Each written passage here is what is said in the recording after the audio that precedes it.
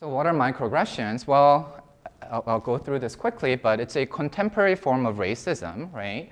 And so, as you know, blatant racism is still alive and well today, but on average, right, there's less likelihood because of the social pressure surrounding it, right, that people will not be blatantly racist, right, compared to more subtle, more covert forms of racism, right? And so on the left is an example of a blatant form of racism, right, where it's advertising a soap product that will make your skin lighter, right?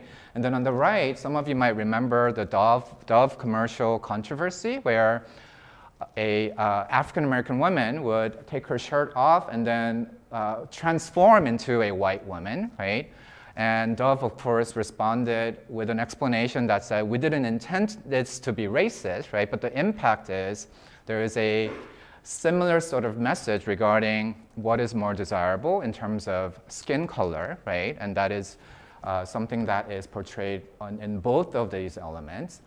By the way, this is not unique to the US setting. All over the world, there is this internalized white standard or beauty standard that says white is more beautiful, right? And so in my culture of origin, for example, in the Korean culture, there is blatant endorsement of this where, I mean, most of you probably don't know how to read Korean, right? But if you take a look at this ad, you can guess as to what it's advertising. It's men's beauty product, right? And so, well, what do you notice about this ad? Like, what is troubling about this ad? There's several things that's troubling about this ad, but what do you notice is one thing that sort of jumps out at you?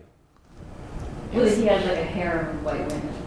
Right. Right, so there's one Korean man, right, and he's surrounded by white women, right, and they're all dressed in white, and in fact, the Korean statement above the man's head says, there's no such thing that says only women have to be white, right? And so it is, again, this blatant endorsement of the beauty standard that's been internalized by, in this case, Korean culture, right? So again, this type of microaggressive statements are not unique to the US, right? But it's certainly something that we will focus on today as our setting today.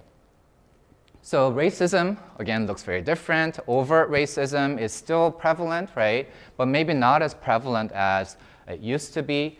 But now you have more covert intentional racism as a type of microaggression and covert unintentional racism, right? And so covert intentional might be something like a person of color goes into an elevator and there's another white person in the elevator and that white person clutches their bag a little bit tighter, right? That could be an example of covert but intentional racism. Covert unintentional might be asking like a third, fourth generation Asian American, where are you from? And they say, I'm from Seattle, and you respond with kind of a skeptical look, right? Or like you keep asking, where are you from, right? Maybe that gets into the intentional territory, right? But that's, at least initially, they are wondering where someone is from, asking that question, but that can imply a very different kind of a message than intended, right? So I wanted to pause here, because I like to do this with my students in my other classes too, where I think it's really easy to confuse impact with, or intent with validity, right? Or intent with impact. I do this too, and my young daughters, they do this all the time where, like if we say, oh, you just hurt your sister, my younger daughter might say, but I didn't mean to do that, right? And so I do this all the time where we confuse our intention with the validity of what has happened. And I was watching football because that's what I do, and I'm trying to maybe get away from grading a little bit, right? And I was watching football, and I was in this particular incident.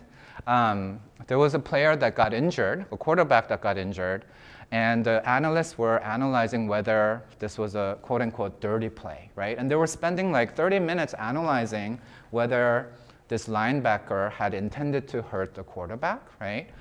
But it occurred to me that regardless of whether it was a dirty hit or not, right, the outcome is the same, which is, in this case, Joe Flacco, the quarterback, was out for several games with a concussion because of the hit, right? And so I think it's really easy to confuse this. And in the spirit of vulnerability, I'll share with you, because I think Dr. Mayo mentioned this too, that like we're all participants in this, that we're all at times microaggressors. I'm a microaggressor at times, right? And so like one time when I first came to SPU, I taught 200 students, which is very atypical of SPU, right? But my general psychology class had 200 students in the class. It was 8 a.m. in the morning, and it was in a very dark auditorium in Demeray Hall, right?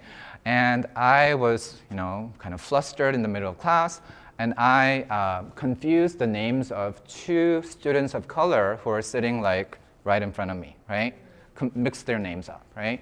As soon as I did that, I realized I did it, but I also found myself immediately saying, I didn't mean to do that, and it's a dark classroom at 8 a.m. in the morning, and I have 200 students in the room, and I shouldn't be expected to know all of their names, right? And these students are sitting in an area where I may not have had a chance to know their names. I came up with all these reasons as to why that behavior or that error was justified, all of which might have been true, right? But the impact was the same, which is sort of this meta communication was reinforced in that instance, which was all people of color look the same, right?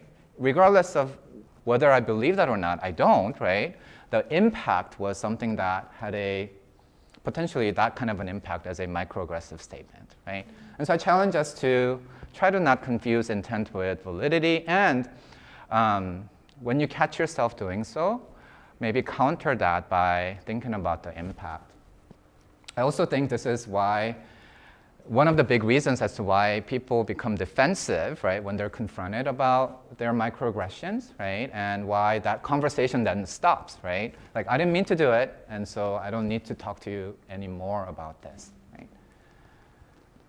So Dr. Mayo mentioned the phrase death by 1,000 cuts, right? That there is a cumulative effect. I just wanted to show you this in one slide, but if I were to do this as a comprehensive literature review, we would take up the whole time, right? That I just wanted it to have an impact that there's a host of health and mental health outcomes that are associated with racial microaggressions.